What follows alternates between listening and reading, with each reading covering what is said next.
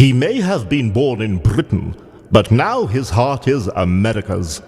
It's your favorite legal immigrant, President Trump's former strategist, Dr. Sebastian Gorka. Okay, what is the best news of the day? Nay, of the week. Potentially the year. I've got it right here in my hands. Very rarely... Look, I'm a happy chappy, you know that. Happy warrior. But very rarely... Oh, by the way, this is America First. I'm Sebastian Gorka, Salem Radio. Very rarely do I read a news item and smile. I may say, ooh, that's interesting, or that's good for patriots, or that's bad for patriots, but very rarely does it make me crack a grin, crack a little smirk, and my, oh my, did this one. It's from Daily Wire by way of TMZ. But, okay, relax, it's cool. The death certificate of beloved radio show giant Rush Limbaugh has been made public. Why TMZ got it is pathetic, but nevertheless, okay. In the occupation rubric, in the occupation box of the great Rush Limbaugh's death certificate, what did it say? Oh, you're gonna love this. Greatest radio show host of all time. Yes, whoever that coroner is, whoever that official filling out that death certificate, God bless you and keep you. Isn't that great? Doesn't that make you feel good inside? It does me. Okay, let's go to some amazing extra content we have for you. We've been doing some hour-long interviews with some of the best who want to rebuild the right. First, my buddy who was at the center of Brexit working for Nigel Farage. A little clip from the man who created the National Pulse, Raheem Kassam. Play cut. Do you know what the National Pulse's budget is a year? Oh, I know. You did this in the speech. It was $350,000. Right. $300,000. And what did you say about your web hits? You are now 60, we hit 16 million people came to the nationalpulse.com in January, right? Why? Because we do real news and real investigations. You know, I don't spend a penny on marketing. I do not try and, I don't buy any social media engagement stuff. I don't spend money on email rentals or anything like that. It's all grassroots from the base. People care about what the real news is. How important is that? So the media aspect is a massive thing. So that brings me on to it. So the first one is we've got to get out of our heads that these big conservative think tanks are all on our side. Some of them are, some of them aren't. And you're all big boys and girls. You've got to figure that out for yourselves. I'll help you. Believe me, I'll help you. But I can't spend my whole life on that. The second part is the media aspect of this. You know, the conservative media is weak. It's so weak. It's so lame. It's so boomer. It's so cringe. Right? And I don't use boomer as a generation, by the way. A 20-year-old person can be a boomer as well. Boomer is a mindset, right? Like, Trump was not a boomer. He was anything but a boomer. Yes, you know what I mean? Right. And so we've got to get over this kind of cringe factor within ourselves. We're not cool. Like, well, look, it's the kind of attitude. Who's cool? You know who's cool? You know who we need 30,000 of? Is Amanda Milius. Yes. You know? People like that. Right. And that brings me on just to the third leg of this stool here, which is bodies. That's the director, famous John Milius' daughter, who made the incredible Plot Against the President, patpmovie.com. Check it out. She's a friend of ours, former Trump appointee. But yeah, we need about 1,000 Amandas. Carry on. And that's the third point, is that the left throw bodies at politics. Yeah. You know, oh, you don't like our first nominee? Here's our second. You don't like our second? Here's our third. You don't like our third? Here's our fourth. Oh, here's by the way, not to say that this was the right reaction, but what would the left have done if the left was implicated in January the 6th and from the media? They would have gone on January the 7th and done the same thing again, or done a peaceful sit-in, right? Or something like that. They would have done the same kind of thing again. Why aren't there conservatives standing with flowers? Let's hold flowers. Standing with flowers outside those fences on Capitol Hill right now. What a fabulous idea. Because the Getty image, the photographers and the Reuters photographers, suddenly you've got all these images of tear down this wall. Not just seasoned political operators like Raheem Kassam, also fabulous authors like J.D. Vance. Here's a clip from my hour-long interview with the author of the Hillbilly Elegy.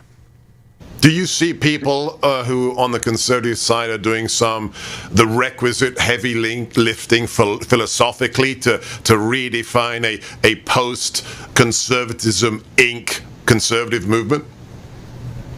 I do. I see a lot of cool stuff happening. There are these kids who set up a recent organization called American Moment to recruit elites to effectively staff the next Republican administration. There are some really good academic publications. The Claremont Institute is doing a lot of cool stuff. So I really do think that, again, this is my optimistic case from earlier. There's a lot of institutional momentum to turning our ideas into something that can create a durable coalition.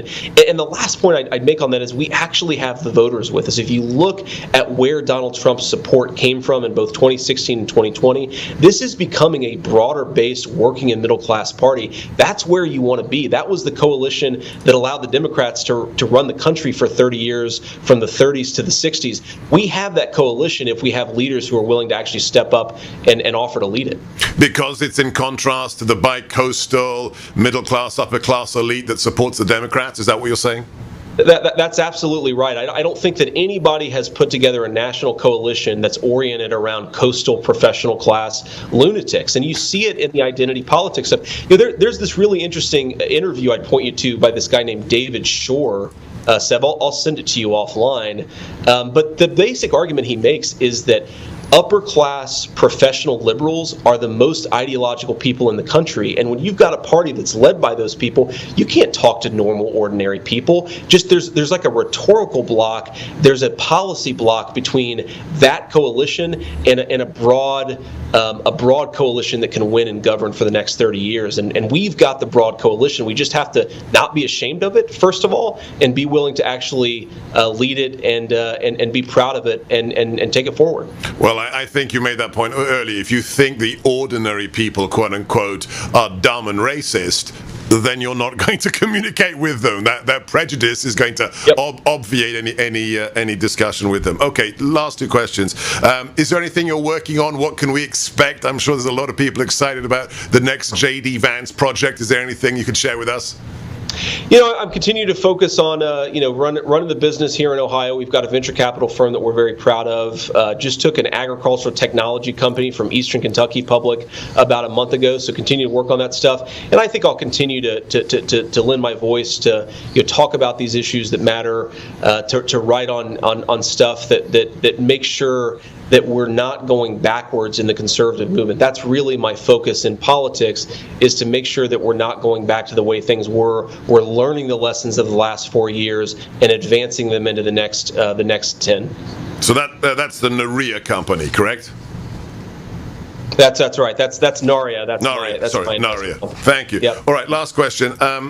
It came to me over time, as I was doing my new radio show over the last maybe 6 months, that the major problem, perhaps the biggest issue we have as Americans, it doesn't matter what the specific policy is, whether it's immigration, COVID, China, Iran, the biggest weakness we have is individual courage. That as Americans, we're not prepared to say, stop, that's insane.